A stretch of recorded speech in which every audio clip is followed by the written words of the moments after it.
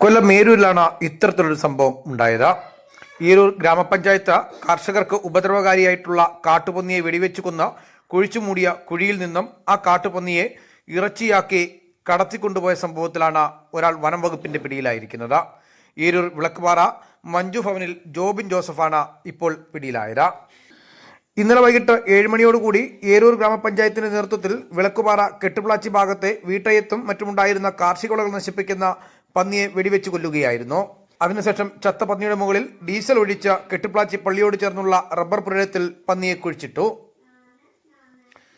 എന്നാൽ കാട്ടുപന്നിയെ പുറത്തെടുത്ത് രണ്ടുപേരും ഇറച്ചിയാക്കി കൊണ്ടുപോവുകയായിരുന്നു.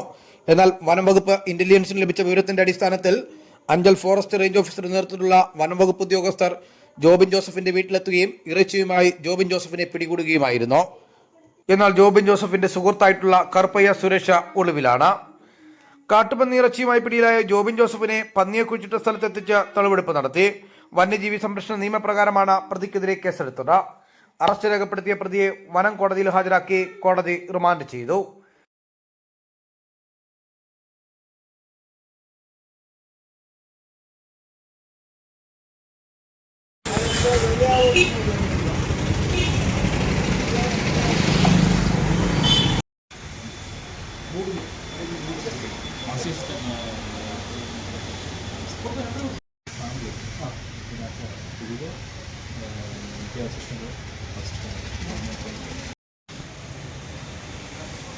കേരള പെരുമാനൂസ് ഏരൂർ.